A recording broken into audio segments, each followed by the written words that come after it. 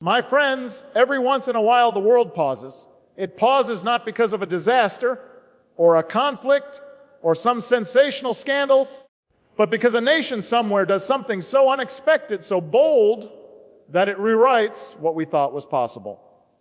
Right now, the world is pausing to watch India. What India has done in recent days is not simply an achievement for the headlines. It is a culmination of years of hard work by ordinary citizens, scientists, entrepreneurs, and public servants who believed their country could be more than the sum of its struggles. It's easy to read the news and see only the surface, a technological milestone, a diplomatic breakthrough, an economic leap. But if you look deeper, what you see is a story of resilience and vision. For decades, many in the world underestimated India. They saw its poverty before they saw its potential. They saw its noise before they saw its democracy. They saw its contradictions before they saw its creativity. Yet within those contradictions lay a restless energy, a hunger to improve, and an insistence on charting an independent course. What we are witnessing now is not a sudden miracle. It is the flowering of seeds planted long ago. When a country of more than 1 billion people begins to align its energy, talent, and ambition, the effects ripple far beyond its borders. This latest achievement, whether it is a scientific breakthrough, an industrial surge, or a humanitarian triumph, is not just about India proving something to others. It's about India proving something to itself, that with persistence and unity, even the most entrenched doubts can be overcome. What should strike us all is not only the scale of the accomplishment, but the spirit behind it. This was not achieved by closing doors, but by opening them, not by retreating from the world, but by engaging with it on India's own terms, not by copying others, but by adapting, innovating, and creating. It's the story of a democracy that is loud and messy and yet capable of discipline. It's the story of young people who have never known anything but a globalized world, but who still feel rooted in their communities. It's the story of leaders and citizens who, despite disagreements, kept their eyes on the horizon. And it is a challenge to the rest of the world, because when a nation demonstrates that a different path is possible, a path based on inclusion, on cooperation, on the belief that development and democracy can go hand in hand, it forces everyone else to rethink their assumptions. It unsettles old hierarchies and compels a reordering of priorities. It tells small nations that they too can aspire. It tells established powers that influence is no longer about imposing your will, but about earning respect. Some will look at India's achievement and feel threatened. They will see a competitor, a rival, a potential disruptor. But those who look closer will see an opportunity. They will see new markets, new partners, new ideas. They will see a reminder that leadership in the 21st century is not about how many bases you have or how many sanctions you can impose. It is about how many problems you can solve, how many people you can lift up, how many bridges you can build. This moment also reveals something profound about the nature of progress in our time. In the past, breakthroughs were often the product of a handful of wealthy nations. Today, knowledge flows more freely. Talent can emerge from anywhere. A girl in a rural village with a smartphone can teach herself coding. A startup in Bengaluru can change how the world makes payments. A health innovation from Pune can save lives in Africa. In this interconnected age, no one has a monopoly on ideas or initiative. That's why India's achievement resonates so widely. It is a demonstration of what is possible when barriers fall and opportunities spread. But let's be honest. With achievement comes responsibility. The world will now look to India not only for what it can do, but for how it chooses to lead. Will it use its new influence to close doors or to open them? To dominate or to empower? To compete destructively or to cooperate constructively? The answer to those questions will shape not just India's future, but the future of the global order. There's also a lesson here for every citizen and every country. Progress does not happen by accident. It takes investment in people. It takes faith in institutions. It takes a willingness to listen to critics and learn from mistakes. It takes courage to stick to your values even when shortcuts beckon. India's journey has not been perfect. No journey is, but its latest success is a testament to what perseverance can yield. Think about what it means for a young student in Mumbai or Minneapolis, for a farmer in Bihar or Botswana. It means that the world is more open than it seems. It means that your ideas matter. It means that the narrative of history is not fixed. It can be rewritten by those who dare to try. That's why the headlines about India's achievement are reverberating so loudly. They are not just about numbers or rankings or GDP. They are about a shift in imagination. They are about a country saying to itself and to the world, we are not defined by our limitations. We are defined by our aspirations. We should also remember that this is not a zero-sum game. India's rise, like the rise of any nation built on innovation and inclusion, can lift others. Its scientists can collaborate on global challenges. Its companies can create jobs across continents.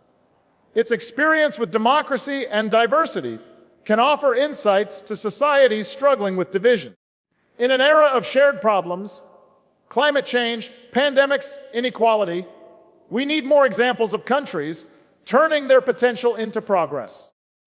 And so the question is not why the world is shocked, but why we are still shocked by such stories at all. Perhaps because too many of us still cling to outdated notions of who leads and who follows, who innovates and who imitates.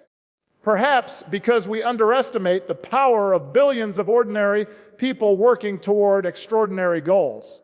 Perhaps because it is easier to focus on crisis than on quiet, cumulative change. Yet here we are, confronted with evidence that our assumptions were wrong. That is a good thing. It should shake us from complacency.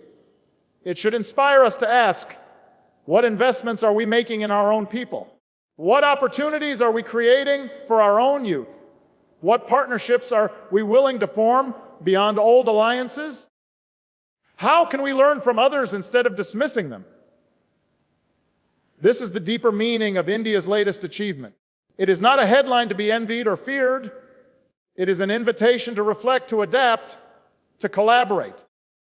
It is a sign that the world is larger and more dynamic than any one country's narrative. And it is a reminder that the measure of a nation's greatness is not how loudly it proclaims its power, but how quietly it builds the foundations of shared prosperity and security. So yes, the world is surprised. Yes, some are unsettled. But beneath the shock, there is also admiration, curiosity, and a chance for renewal. Because when one nation breaks through barriers, it shows others that barriers can be broken. When one nation invests in its people and institutions, it demonstrates a path to stability and influence that does not rely on coercion. When one nation insists on charting its own course while reaching out to others, it expands the space for everyone to act with dignity. That is the story we are witnessing. That is why this moment matters. It is bigger than any government, bigger than any negotiation, bigger than any single success. It is about the possibility of a world where achievements in one place become inspiration in another, where progress anywhere strengthens hope everywhere. Shared challenges demand shared solutions, not solitary victories. When we look back at the history of humanity, every great trial faced by people, whether it was war, poverty, pandemics, or the fight against inequality, has always been too vast, too complex, and too interconnected to be addressed by any single nation standing alone. The myth of solitary triumph, where one country rises above all others to dictate the course of global events, has again and again proven to be unsustainable, fragile, and often destructive.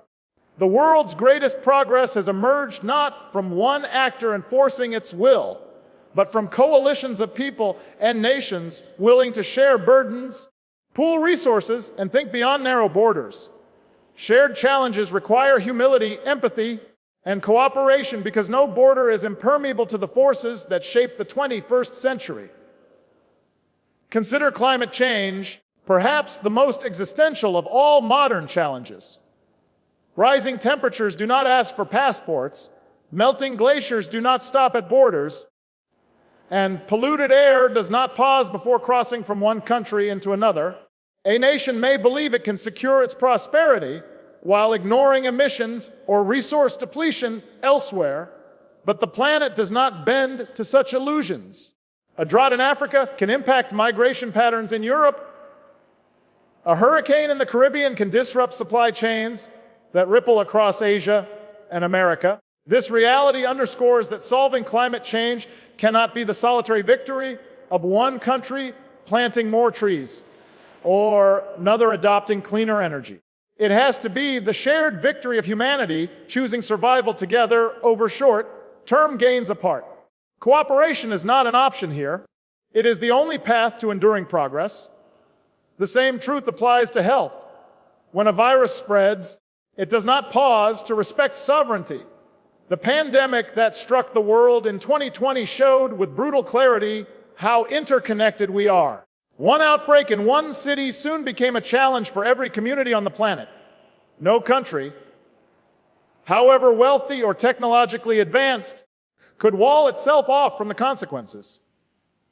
Even those that initially felt shielded soon discovered their fates were tied to global supply chains, vaccine distribution networks, and the ability of poorer nations to manage the disease.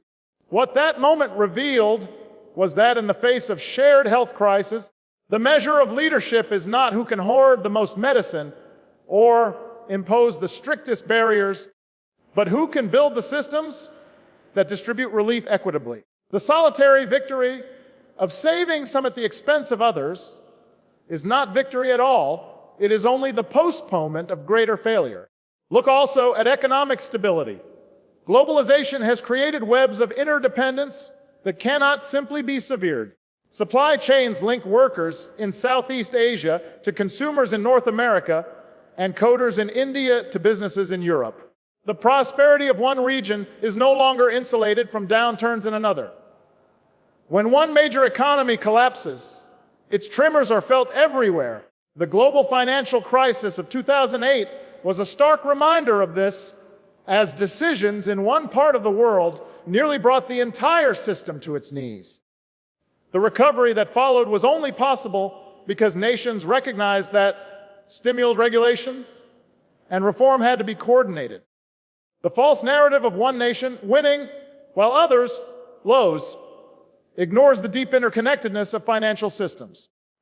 A world where one prospers at the expense of all is a world teetering on the edge of collapse. Shared prosperity, forged through shared solutions, is the only sustainable form of security. Security itself, often imagined as the realm of sovereign, solitary power, is also no longer confined to borders. Terrorism has no homeland, cyber attacks can be launched from anywhere, and extremist ideologies can spread online faster than governments can contain them. Military might remains important, but even the strongest armies cannot shield a nation from invisible threats that travel at the speed of information. Cooperation in intelligence, cybersecurity protocols, and collective agreements against extremist networks is what truly builds resilience. The illusion of solitary victories through military interventions has shown its limits time and again. Shared security, by contrast, creates strength rooted in solidarity, not domination. There is also the matter of technological transformation. Artificial intelligence, biotechnology, and digital networks are shaping the future of humanity in ways too vast for any single country to regulate or direct responsibly. The risks of AI, for example, include misinformation, bias, and the potential to displace entire industries. If countries treat this as a race, seeking to dominate rather than cooperate, the consequences could destabilize entire societies. But if nations instead choose to collaborate, setting ethical standards, ensuring equitable access, and creating safeguards, Technology can become a shared engine of progress. Once again, the logic of shared solutions outweighs the illusion of solitary triumph. The moral dimension of this truth lies in human dignity. Poverty, hunger, displacement, and inequality do not respect political boundaries. A refugee fleeing conflict is not stopped by the lines drawn on a map. A child suffering from hunger does not care whether the cause is local mismanagement or global inequality. For too long, wealthier nations have assumed that their prosperity can be insulated from the struggles of others. But history has shown that inequality, when left to fester, always finds its way to disrupt the complacency of privilege. Shared solutions, investments in global education, fairer trade systems, debt relief, and the empowerment of local communities are not charity, they are the foundations of long-term stability. Even culture demonstrates this principle. The exchange of art, music, literature, and ideas across borders has always been one of the most powerful forces binding humanity. No single culture has thrived in isolation. The Renaissance was born from the exchange of knowledge across civilizations.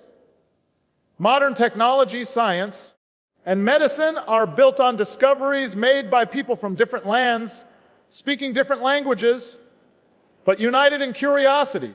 The idea of solitary cultural supremacy collapses under the weight of history. Shared cultural contributions are what elevate human civilization.